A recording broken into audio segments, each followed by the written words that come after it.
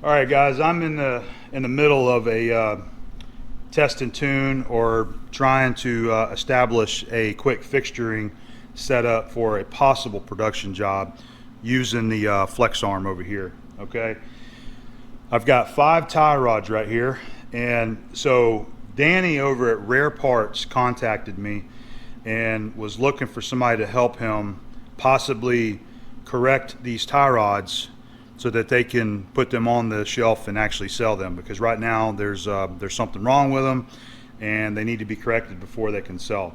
So what's going on, this is by the way, this is a Fab series tie rod end. A lot of you guys out there in the 4x4 or maybe the Jeep communities maybe have seen these or know about them, but it's a interchangeable end tie rod. So you have these threaded bushings like this guy right here, and this is one that Danny sent as a sample. Maybe they got different styles of this, but the way that these tie rods are designed to work is that you just change out the end by installing this threaded bushing right there. Okay,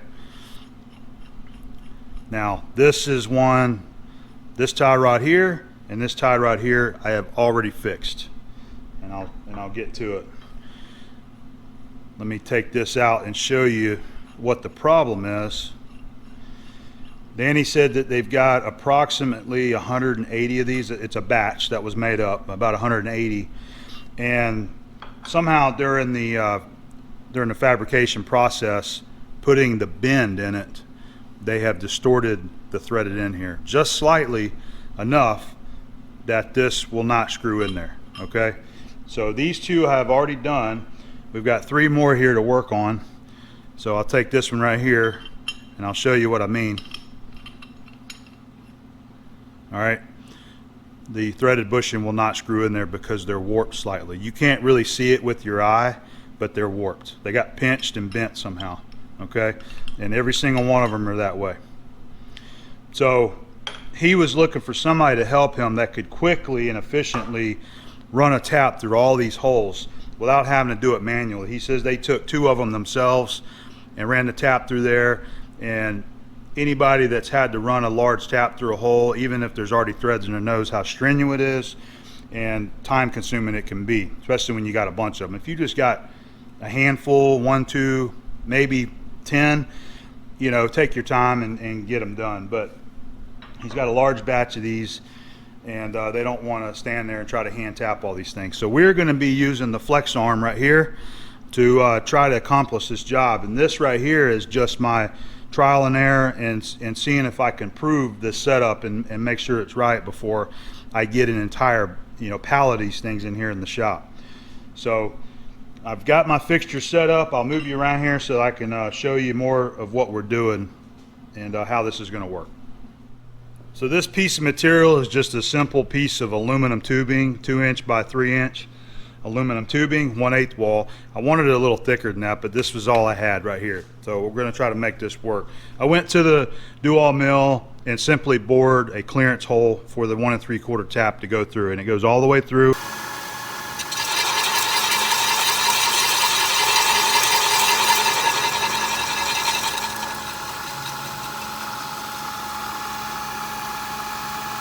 We got it set up on parallels so that I have a little clearance in the bottom there underneath the fixture here. So what my theory is to try is to slide one of these guys up in here like this, okay? Line it up with the tap and simply let the FlexArm do the alignment and run the tap down through there, okay? And the purpose of the fixture is you've got to establish some way in perpendicularity to get the tap aligned with the threads that's already been cut in this, okay? So these are fairly parallel to the or the parallel surfaces there. It should be pretty square to the thread that's been cut in there, okay? Even though it is a, you know, looks like a forged face there. So the tubing is going to allow this thing to torque over and stop, you know, so it's going to try to twist that way while the tap is going in there, and then once I reverse it, the arm will come this way and hit this side of the tube and stop it from spinning and let that tap come up out of there. Okay, so the tube is just going to hold it in place and allow me to get this job done, while at the same time holding that face down flat whenever we start. So I've got a jack over here that we're going to set underneath the thread side to keep it nice and parallel. And then I got a couple of plastic shims over here that we're going to put in there to help cushion the side.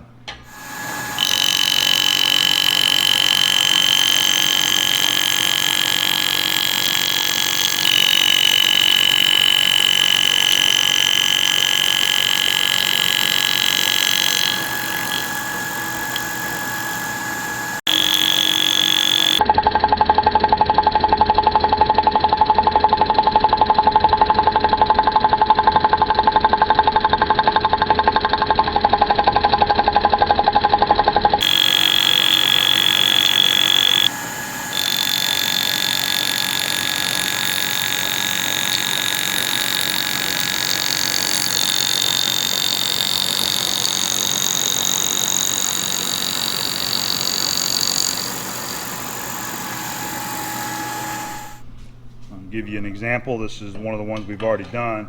So I spent a little time, we got it in there lined up and tried to get it nice and even like this right here. All right, I've got my machinist jack already set to the proper adjustment right there. All right, so once we stick the tie rod in there and we set it on the V of the jack, we should be nice and square. All right, this is just some plastic blocks that I cut and milled to fit inside the tube right here. Just going to slide them in there just like this, and that'll just help cushion that tubing wall from that tie rod whenever it kicks to either side, depending on which direction that we're going. All right, and then just bring the tap over here, stick it down in there, let it get itself centered up, and then run it on through there. Okay, we'll go ahead and set up a third one and go ahead and go through the motions and show you what we're doing. I'm also using this cutting fluid here from CRC. It's True Tap. I like it because it comes out as a foam and it clings to the surface. So I'm just going to go ahead and I've been putting a little bit inside here, inside the threads, and then whenever we get ready to tap, I'm going to spray this on the tap itself. All right, so we're going to stick that up in there like that. Put our little plastic shims in there, and then we'll run the jack over just like that. Okay. It should be ready to go. Now we'll go ahead and line up the tap to the hole first, and then we'll start tapping it. All right, just a quick eyeball centering of the tap, and I'm going to run that down in there and just kind of get it centered up, pull it back out. Now I've already got my speed set where I feel comfortable with it. We're going to go ahead and take our True Tap, cover the tap good, put in a little spray in there. All right, bring it down here. Now, by the way, I've got the limit switch set right here.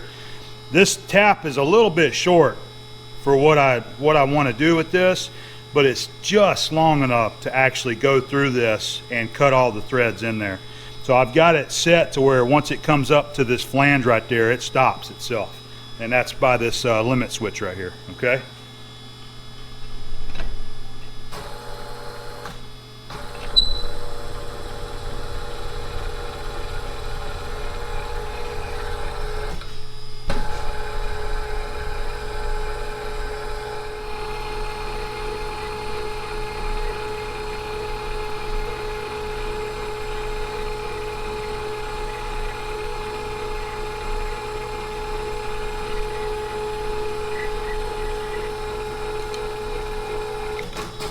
Alright, there it just hit the limit switch. I'm going to hit the reversing switch and it'll bring it on back out. And that snap you heard was the tie rod torquing around to this other side of the tube here.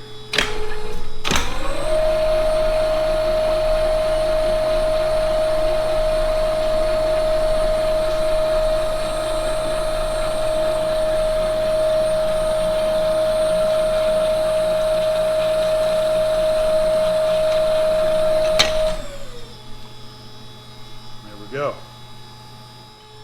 You can look in there and you can see that we haven't cross threaded. That was my biggest worry with this job, is the tap trying to cross thread and actually cut into that.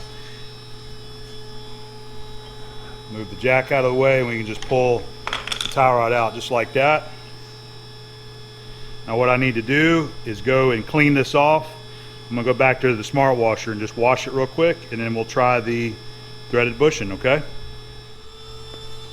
All right, there's the one that we just tapped. Clean it and then blow it off with some compressed air. Make sure all the chips are out of the threads there.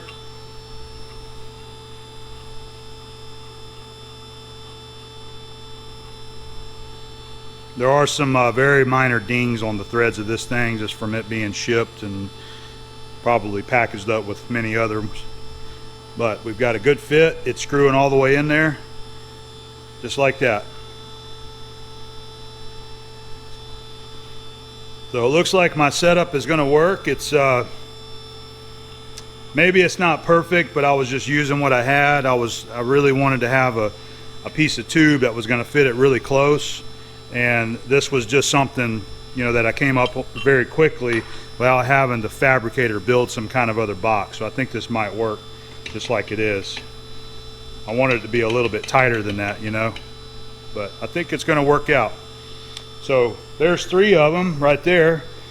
We're going to go ahead and finish out these 2 for this test batch here.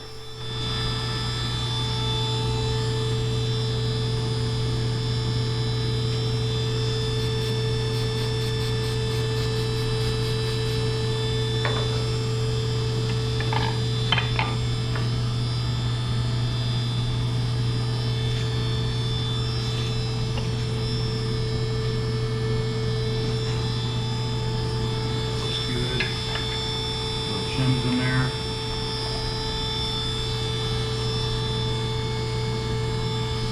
Go ahead and oil the tap real good.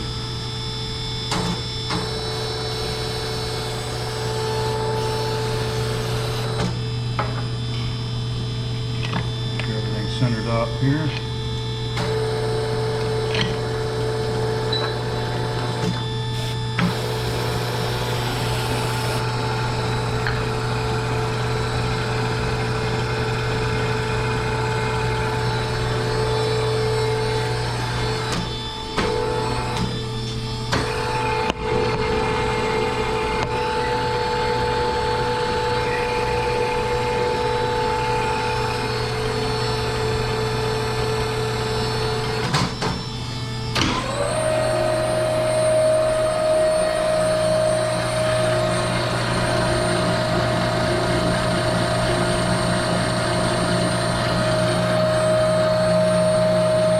See, we're floating in there.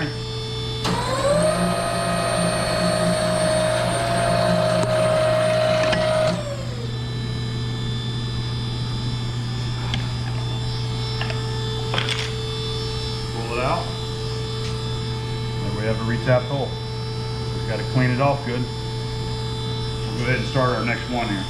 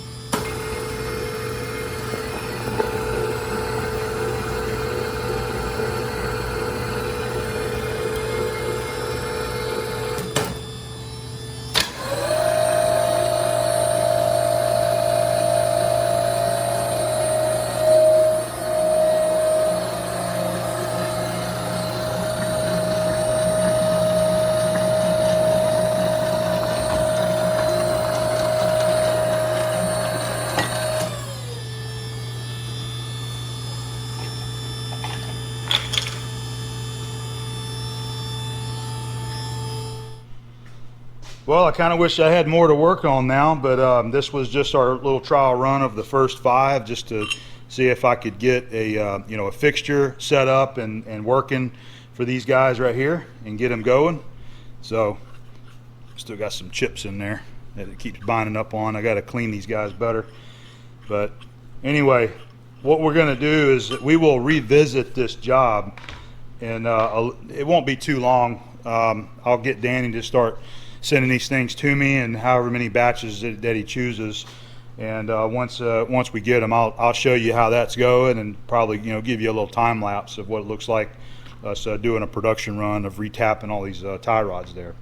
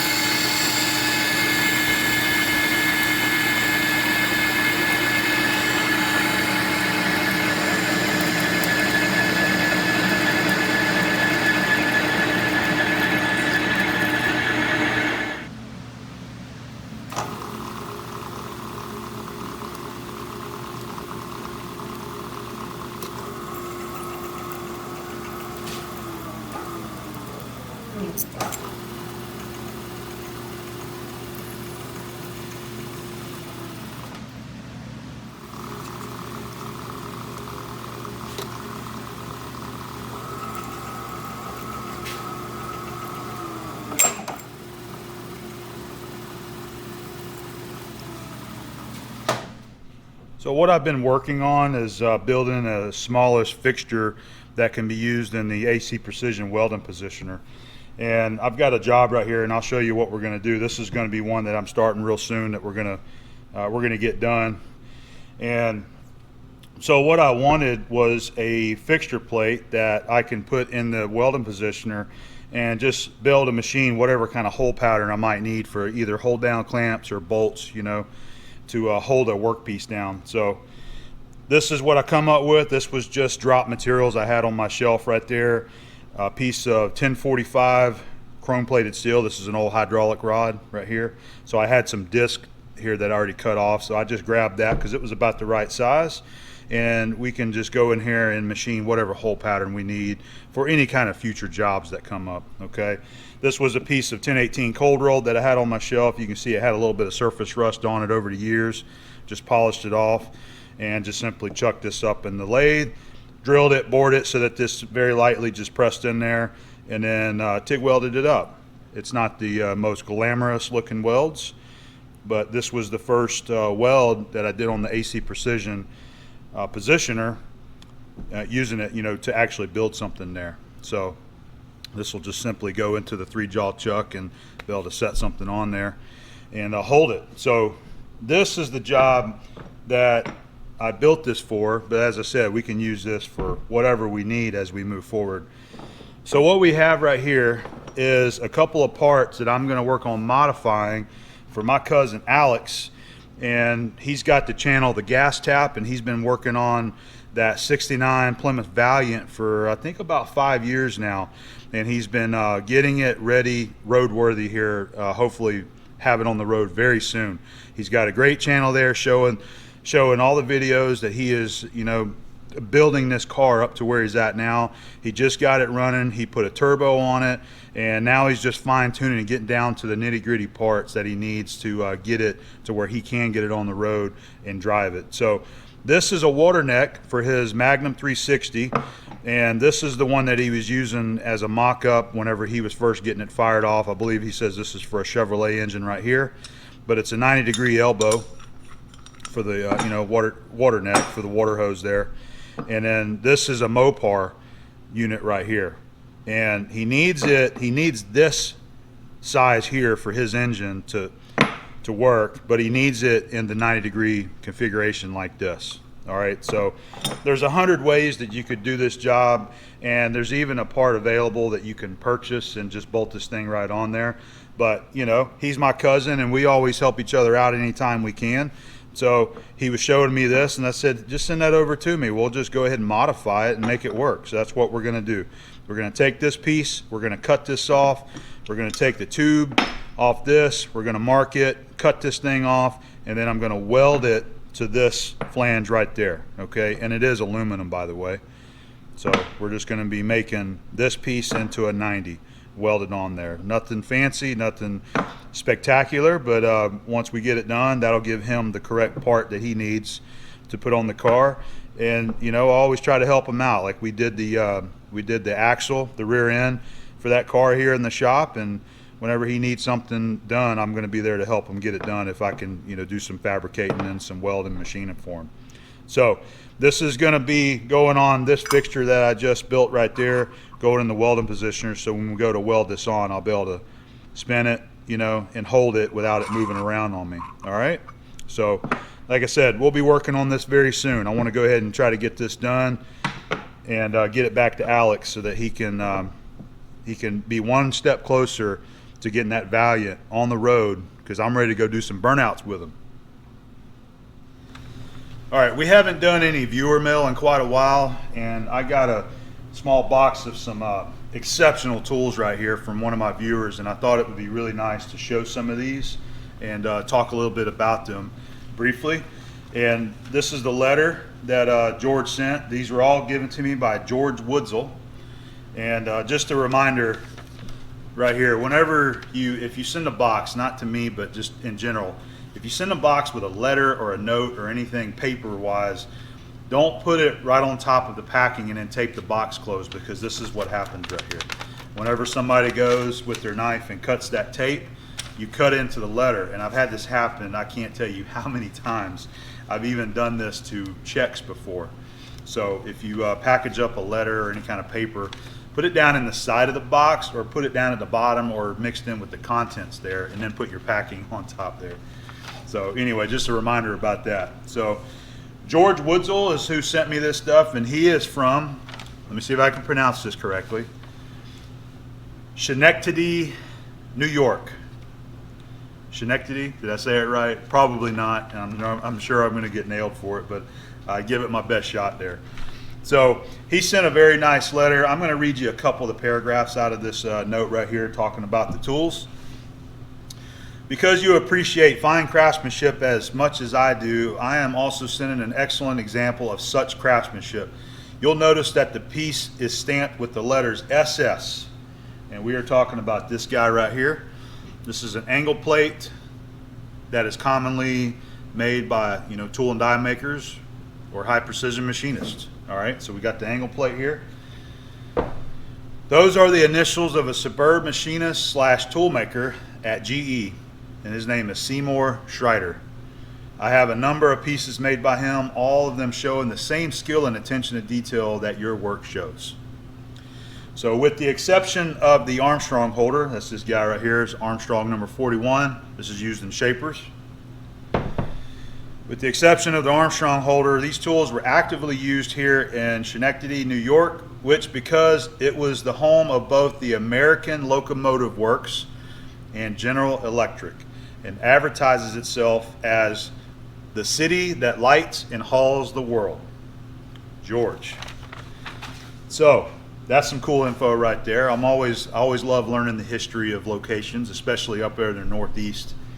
But we have this amazing looking surface gauge, which I have never seen one like this before. We'll talk about this. This is very old right here and very unique.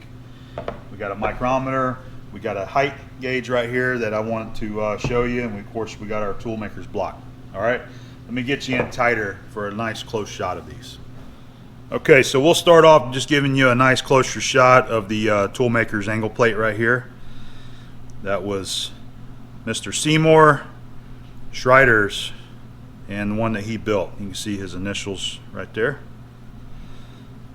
That is a very unique looking angle block. Very cool. I'm sure it is. Ultra precision too. Very nice piece. All right. We're going to go ahead and move on to this because this was a new one for me. I've never seen one in person before, and I thought this was really cool. So what we have here is a Starrett micrometer height gauge, okay, or height post. I need to look in the book to see how they called it again. But if you look down here, let me zoom you in some. All right, down here you have a micrometer barrel. I mean, just like you would see on a micrometer. Okay, you can see our 0 mark right there, and then you have a 50 thousandths barrel on this thing, just like a normal mic. So what you can do is adjust the height of this post right here. If you have it's missing the clamps, by the way. This is just how it came. So if you have your snugs on here, maybe you have a indicator attached to it or some kind of scriber, you can accurately adjust the height of that by just moving the barrel right here, okay? And I just think that's totally cool. I have never seen one like this before. Just showing you the logo there, Starrett. And this is a very, very old tool. So I had to bust out one of my old Starrett catalogs, this guy right here. It's catalog number 19. And I try not to mess with this book often. I keep it in my bookshelf, in my case, and only reference it whenever I need to, figure out what a certain tool is. So that's what I did. I went back to this old catalog, and I've got the page highlighted right here. So, there we go. Let me get you in there.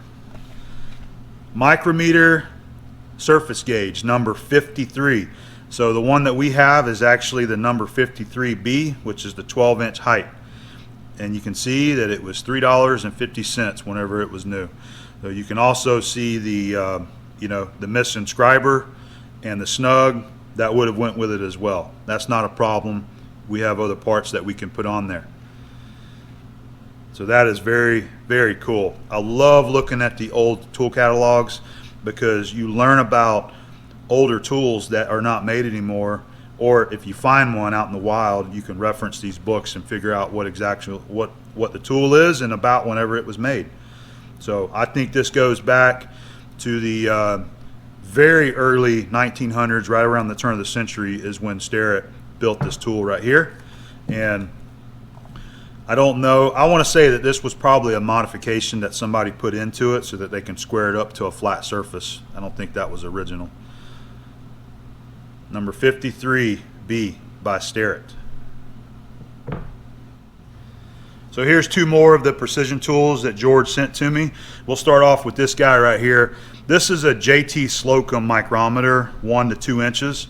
And one of the things that George found unique about this micrometer is if you look at the barrel right there, we'll zoom you in, and you can see that it's got all of your 8ths, 32nds, 16ths, all of your fractions on there, including the decimal equivalent next to it. So it's like having a nice handy chart right there at your fingertips. And you can see patented May 12th, and that would be 1896. And also April 13th, 1897. JT Slocum, Providence, Rhode Island. This is a very high quality tool, and I've actually got a few of these around here. I got a couple that were my dad's. I don't necessarily use them anymore, but they are still in good working condition. And this guy right here, I did check it. I've got a 1-inch standard right here, and you come down here and got a good feel right there. You can see that it is off a little bit, so just over 0.5 looks like maybe 6 to 7 tenths off.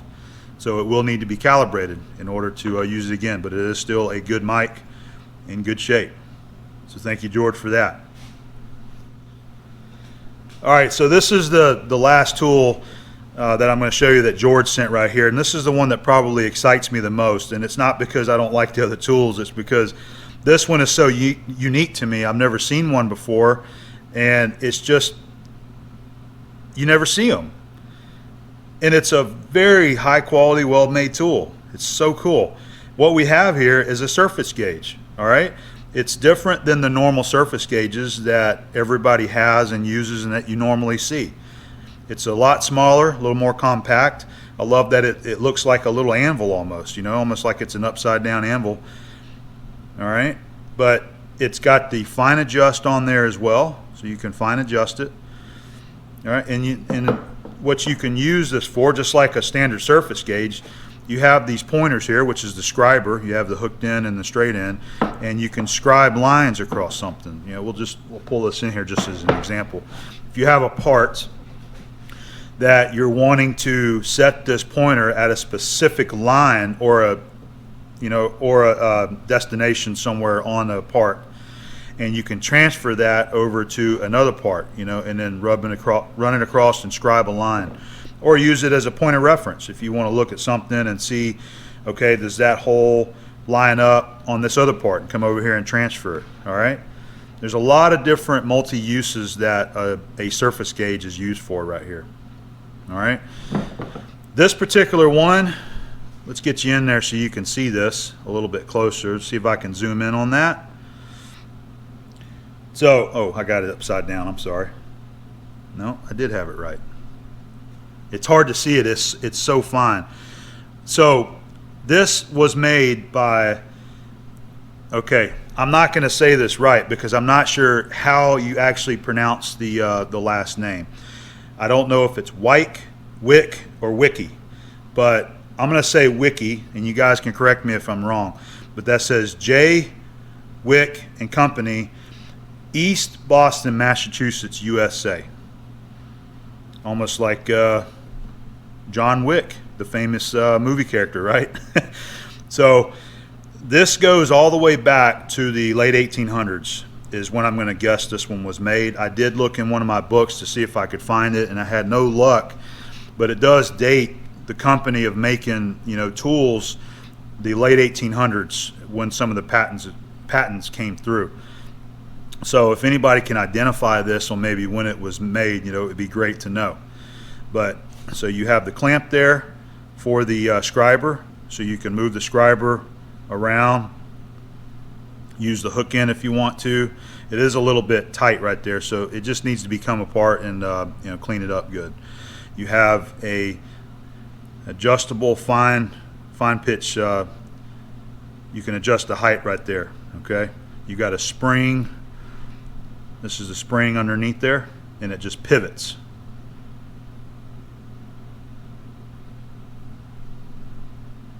I'm not sure the significance of the hole. I don't know if that was put in there by somebody or if that's, you know, the way the tool was made. But anyway, there we go. That is such a unique and pretty looking surface gauge right there. I'm going to really enjoy having this guy.